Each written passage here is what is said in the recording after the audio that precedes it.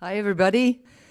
Welcome to the Triangle Center for Spiritual Living, 2020 Wednesdays, Focused Insight.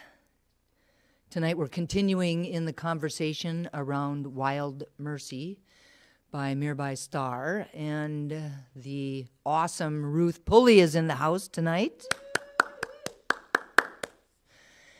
So I would just love for everyone that's watching, thank you very much for tuning us in. I'm so grateful for this technology so that we are able to stay connected during this time. And so I just invite you this evening to just be in it. Do the evening as though you were right here. Do the evening as though you were sitting and listening to the talk and then going into meditation and then doing some journaling. So we're going to do everything exactly the same. Now, it will be a little bit harder for us to do the sharing part of it, but if at any time during the evening you have a comment that you'd like to make or you have a question, you can just put it into the chat box and we will pull those off of the chat box and bring them into the room. So that's kind of how we are going to do this. We're going to see how it works tonight and take it from there. Anything else, Ruth, Heather? All right, so I just invite everyone to turn within, to allow ourselves a moment to just be present, to open our hearts and our minds, to feel grateful for this technology,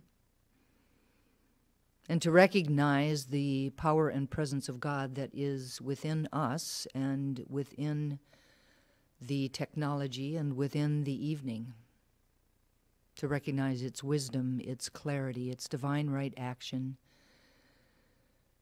and it's unconditional love. I know that I am one with it. It is that which moves me and breathes me. It is that which created me out of itself in a moment of love. And just as I know that this is true for me, I know that it is true for each and every person here, each and every person watching this live streaming, each and every person in the world. We are all divine emanations of the One. And it is from that place of unity that I bless our time together, calling it good and very, very good, even as it is just beginning. I bless Ruth as she comes forward to share the wisdom of Mirbai Starr. I bless Mirbai Starr, and I bless each of us with a powerful yes to continue on our spiritual journey, even though we are doing it in a way that may seem separated, but knowing that it absolutely is not, that we are connected in ways that we can never be broken, and that will never, ever change. So I'm grateful for all of the blessings of this evening, and we anchor this together by saying, and so it is. So it is. So as usual, we are going to start with a video.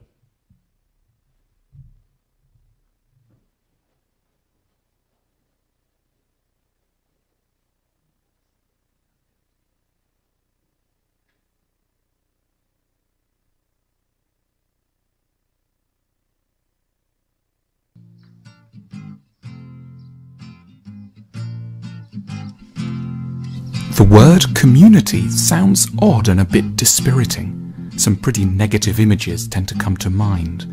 When we think about what other people are like, without quite realizing it, we draw on images fed to us by the media.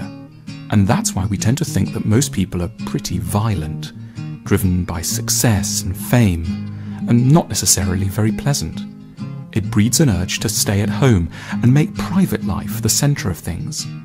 We associate happiness with standing out from the crowd, with personal happiness, the nuclear family, and business success. Community feels like it's for losers. The individual is king. Still full of running, and it's Götze! It's Mario Götze! It's so... But then, there are some weird moments. a big sporting event, an election day, extreme weather like a big snowfall, and we might make a discovery as basic as it's absolutely crucial. Most people are very nice. They're interested in small things. They're mild and moderate. They're funny. They're kind. They want to help. Despite some surface differences, they're like you. A painfully exciting idea comes to mind.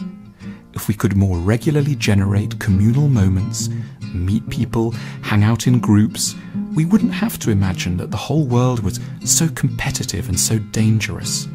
We wouldn't have to be so guarded, closed off, suspicious. We wouldn't be so focused on our own love lives and all their issues. We've allowed our worldview to be kidnapped by the media, by narcissists and sociopaths. We've allowed our sense of what's normal to be shaped by newspapers and television stations that make money from creating imaginary communities of monsters and pointing out everything that's wrong and to be scared of. We've allowed the kinder elements to seem like they're the exceptions, when it's in fact the bad that's the exception. It's time to change. What happens on those special occasions is the truth. Other people aren't strange or so different. We can trust in community. Of course, we need some special occasions, some encouragement to come out of ourselves. We're still too shy. At the moment, we only know how to do it around sport or the odd other occasion. But we should more regularly come together and learn how to do so. We should ensure that the nicest buildings in every neighbourhood are the community centres. There's a huge part of us that longs to live more collectively. It's hugely beneficial to be able to feel enthusiastic and committed to one's whole society, to feel reassured by membership of an admirable community. Collective pride takes the burden of self-regard off the individual ego. We don't have to do it all ourselves. We can belong to something better and sometimes greater than we are.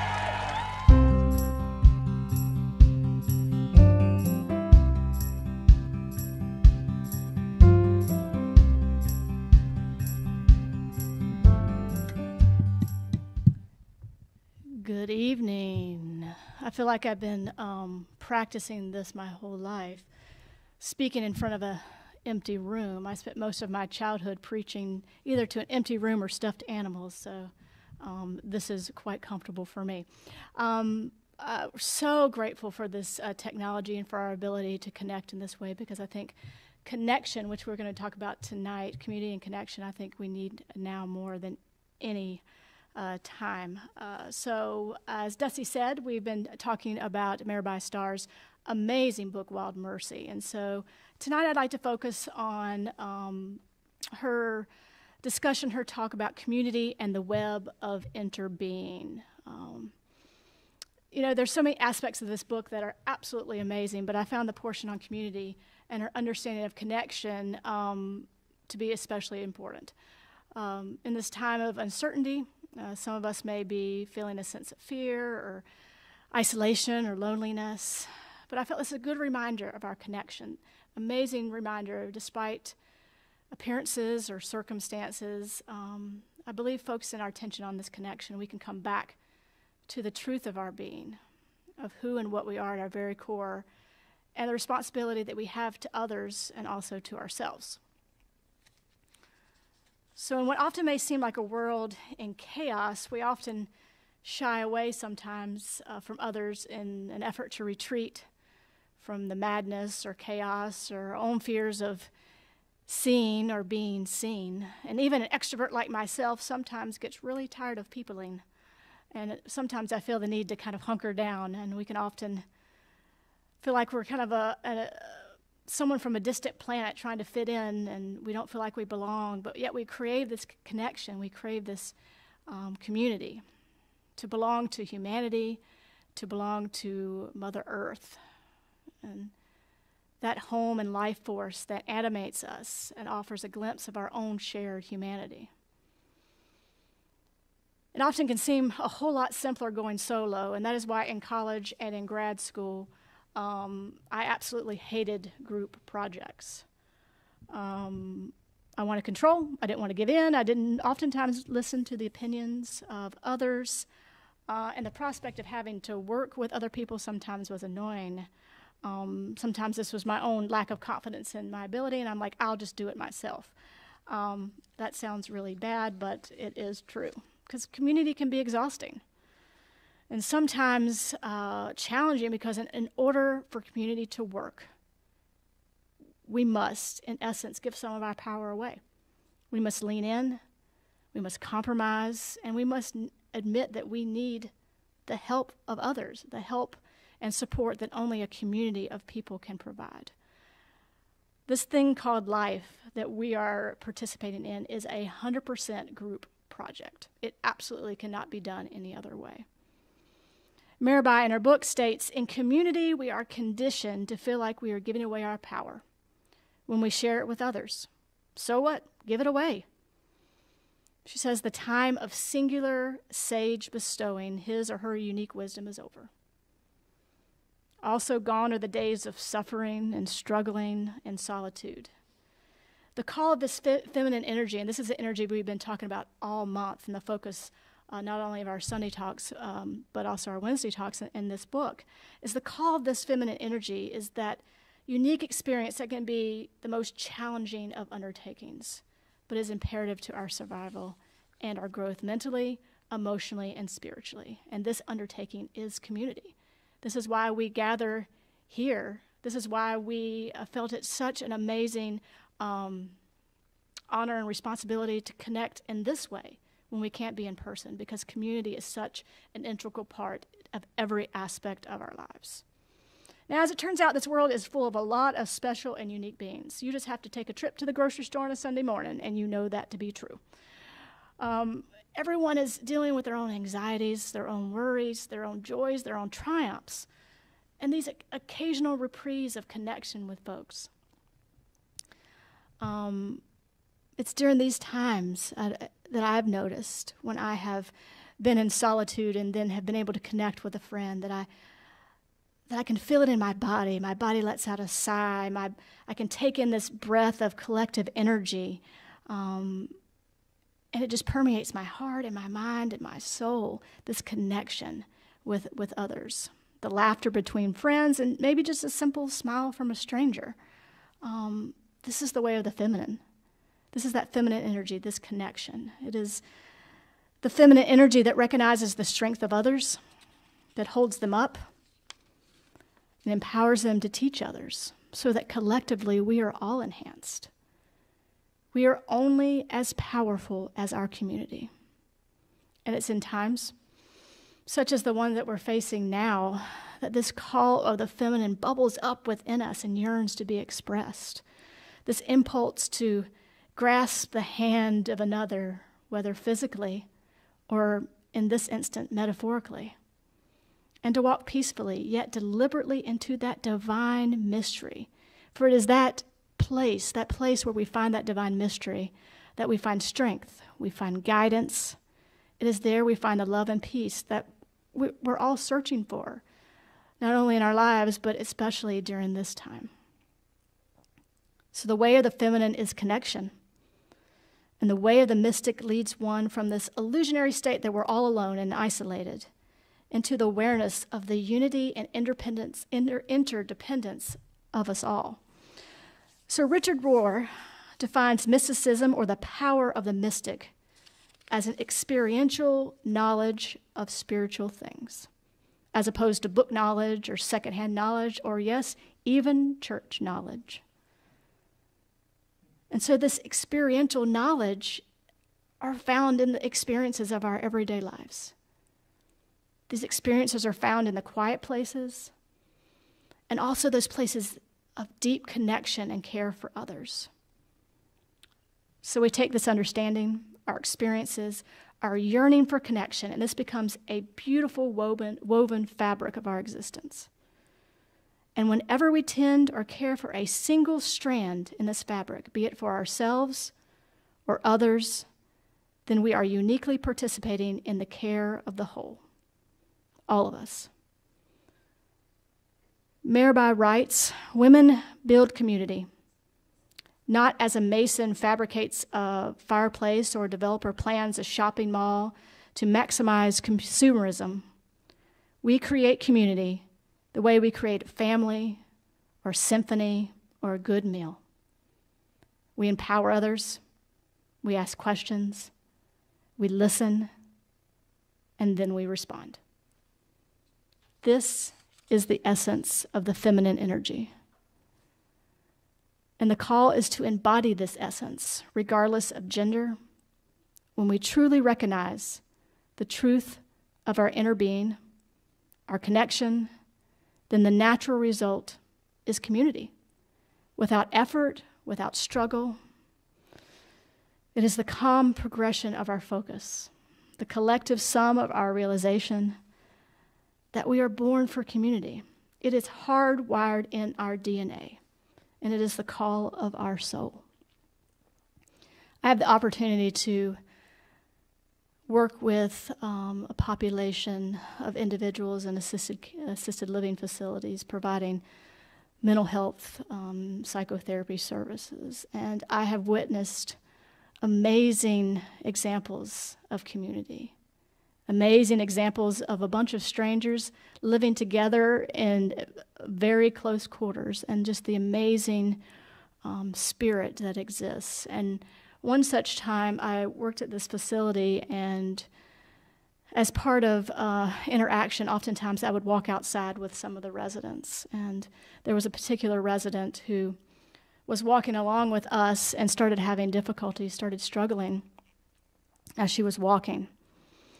And I happened to be behind the group and just observing what was going on. And in that instant, when these individuals recognized that she was struggling, they all gathered around her, each took her hand, one on each side and several behind her, and they walked her back to her room. They walked her home. And it reminds me of the words of Ram Dass. That's all we are doing as we're walking each other home. Then in those moments of challenge and struggle, when we're paying attention, when we're observing, when we're in communion with our own presence, our own interaction with the divine, that we can actually see that in other people and be able to step into those places and be that community for people. So the call is, and maybe now more than ever, to heed the words of the master teacher Jesus, who was the ultimate community organizer, when he admonished his followers to love others as themselves. This love is expressed in obvious connections with others. And at this time, when maybe we can't be connected in the ways we want to, this love can be expressed by a phone call, an email, a text, a video chat, offering those words of love, comfort, and peace. But this love is also found in the spaces of quiet reflection and meditation, as our own soul communes with the divine. This love is also found there. And through that communion, it offers fuel that is the source of our collective fire. So this coming week, there's a call for community. There's a call for a deepening practice, a call to really turn within and connect.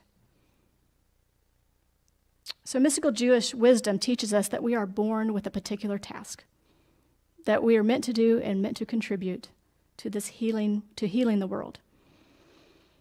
And we are precisely and perfectly designed to do it. Now, what is this unique task, you may ask? What is this imprint on my soul that I was born to do? So there's a little hint in this. It is probably something you're already good at. And it is most definitely something you love doing. So the call this week, and also the call as we move into our time of meditation, is to sit quietly with your eyes closed or soft focus and allow yourself to contemplate your strengths and imagine how you might harness them for the benefit of others. Think of ways, or even write a list of ways that you could rise to this call of community, this call of connection.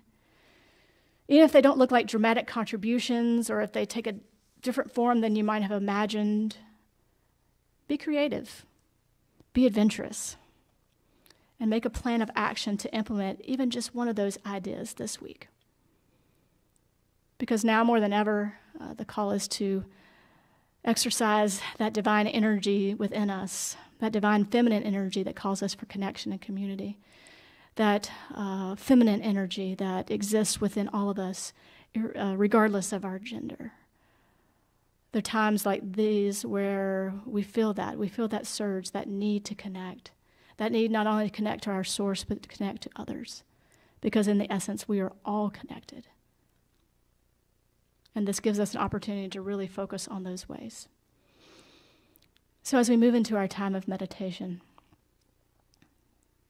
I would like for us to begin to think about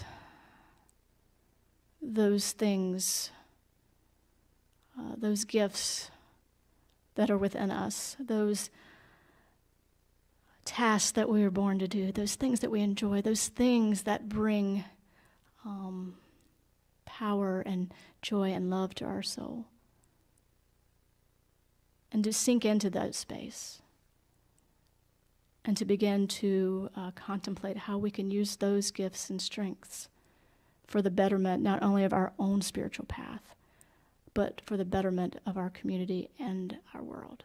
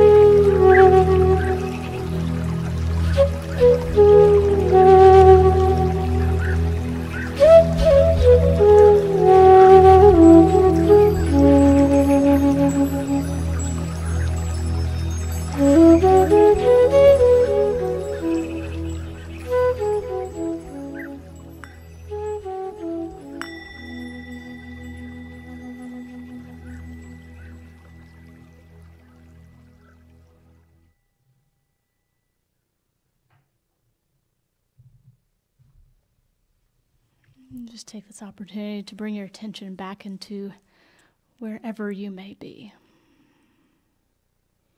And so just want to give you just a few moments, just a few quick moments to document your thoughts, maybe write down something that came up for you during meditation.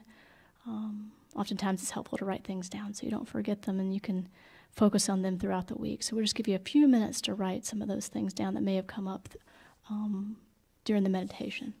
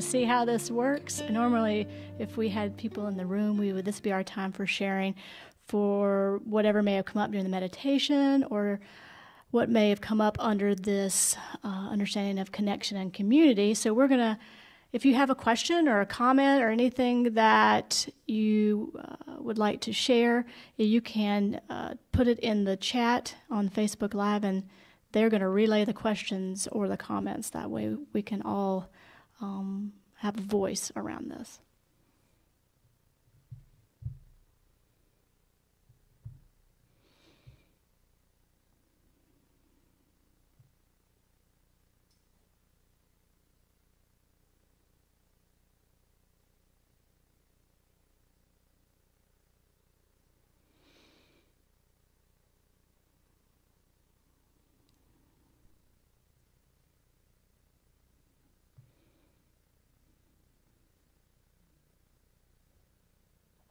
All right. So in this moment, we would like to participate in a virtual candle lighting. If we were present in the room, like we've done so many times on Wednesday, we would take the intention and light a candle as a representation of our intentions. So I would just invite you, wherever you are, to really hold an intention in your mind. Intention around community, intention around how we can best serve one another, how we can best serve and feed our own souls during this time. And if you have that intention in your mind, I, in a few quick seconds, will light this one candle, solidifying all of our intentions to truly make this a world that works for everyone, to truly embody the community, embody that connection that we were born to do.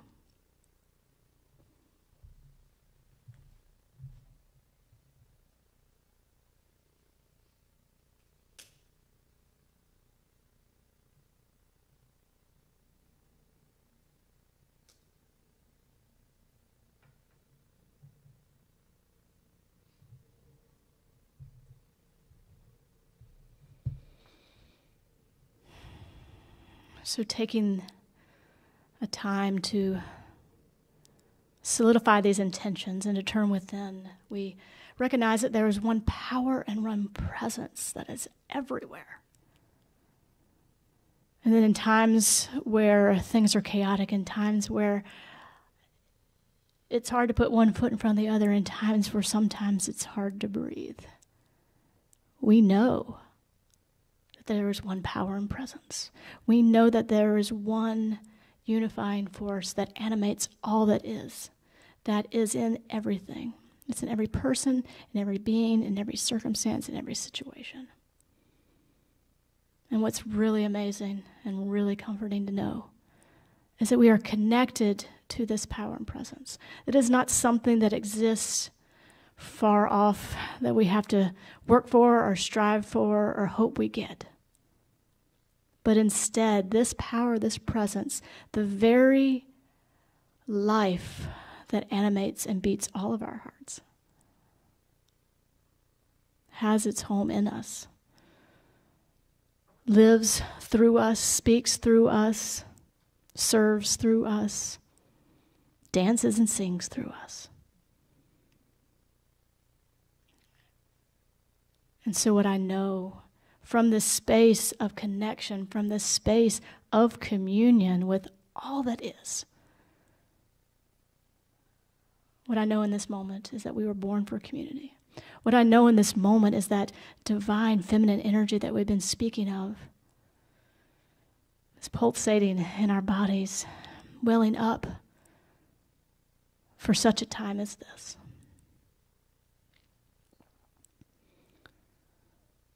That we are connected, that we are whole, that we are perfect, and we are complete. And so I'm grateful for this awareness. I'm grateful for this understanding. I'm grateful for this call to community, knowing that it is our divine birthright. And so I release these words into this universe, into this power that we speak of, knowing even now that they have feet, that they have hands, that they have a heart, they have a mind. Knowing even now that this power lives, breathes, and loves through us. So we release these words into the law that only ever says yes. And so it is.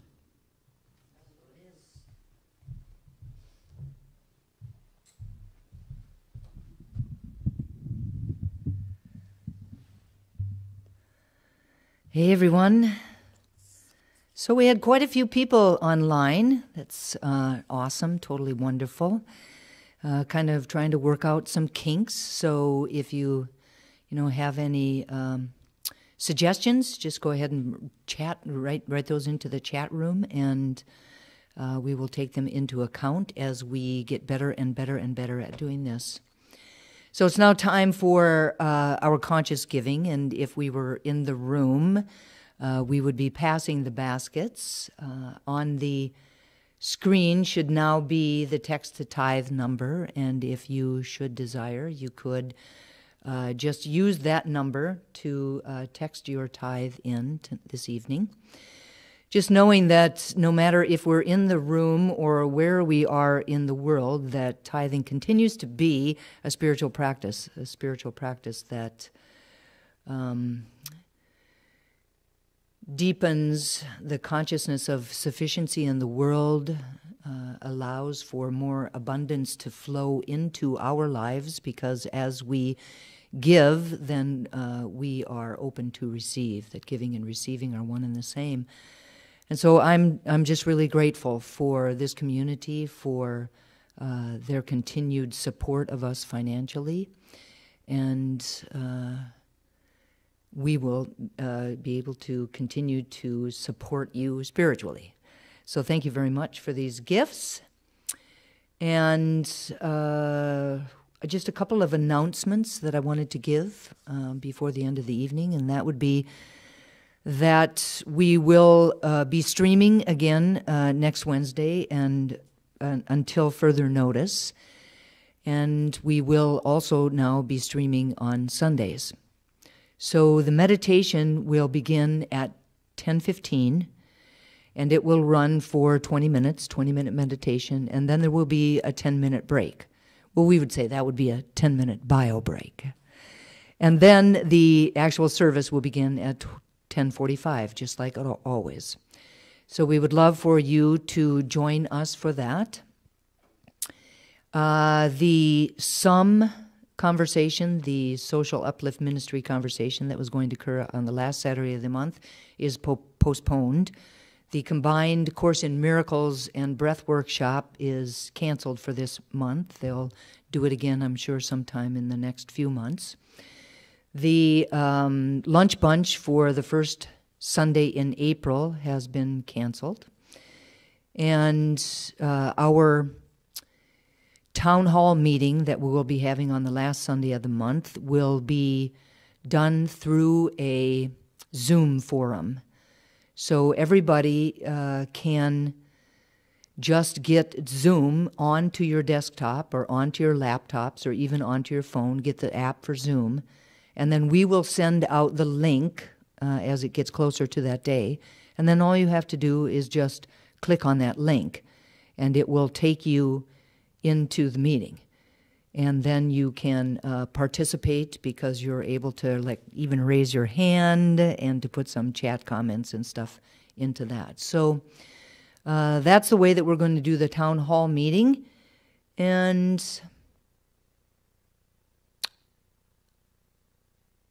the leadership training is also going to be postponed. That was going to be the first weekend of April.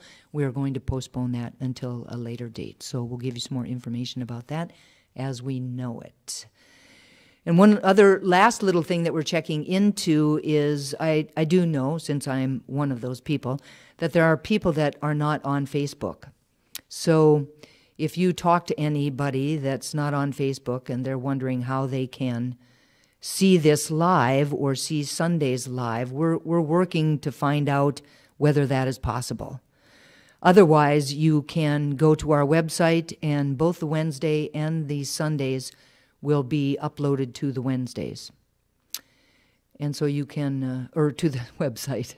They both started with W. What's the problem? So they'll be uploaded to the website, and you'll be able to watch them, but not in real time. So in this moment, I would also like to say that, you know, all of the practitioners and the ministers are available for prayer during this time. If you need a 1-minute miracle for anything in your life, please don't hesitate to reach out either through email or through text message and connect with one of us, and we would love to pray with you.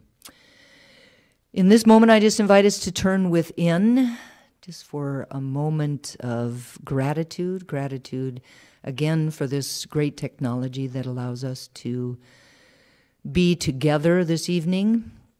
Gratitude for Ruth, for Mirabai Star, for Heather, who's back there running the AV, and for this community, knowing that we have a greater sense of just what community means to each of us individually and collectively, and that we really set an intention throughout this time to stay as connected as we possibly can, not only for ourselves, but for each other. And so it is.